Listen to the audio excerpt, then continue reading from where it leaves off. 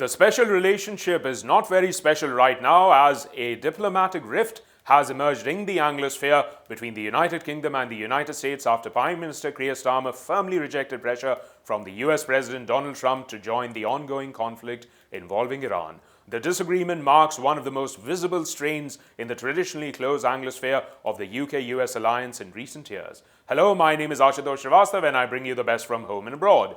Now, speaking in the British Parliament, Starmer made his position clear, stating that the UK would not be drawn into what he described as not our war. He emphasized that despite mounting external pressure, including direct criticism from Washington, his government would act strictly in line with Britain's national interest. His stance reflects a deliberate effort to avoid military escalation and maintain a more cautious foreign policy approach. The tension escalated after Trump publicly criticized the UK's refusal to support US-led military actions alongside Israel in the conflict.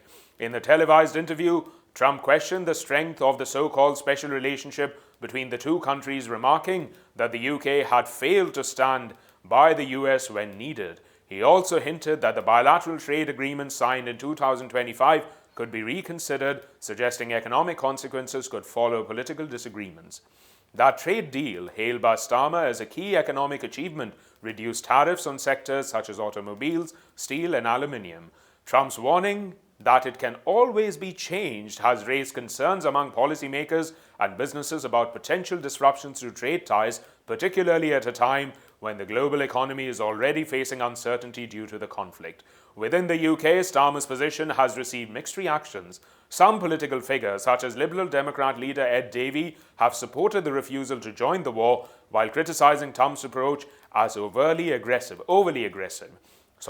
Others, including opposition voices, have warned that deteriorating relations with the US, Britain's largest trading partner, could have economic repercussions.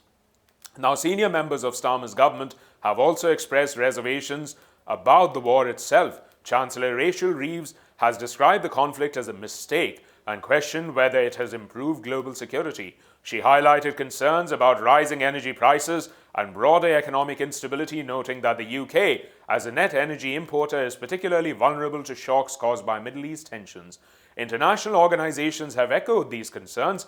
Updated forecasts suggest that the conflict could slow UK economic growth, largely due to volatility in oil and gas markets.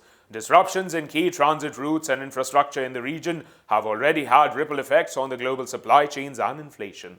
Despite the sharp rhetoric, both sides have attempted to contain the fallout. UK officials have stressed that the relationship with the US extends beyond any single issue, encompassing defense, trade, intelligence sharing, and cultural ties. Trump himself indicated that the disagreement would not affect upcoming ceremonial engagements, including a planned state visit involving King Charles III. At its core, the dispute reflects a broader strategic divide. The US administration has framed the conflict as necessary for long-term security, particularly in preventing Iran from advancing its nuclear capabilities.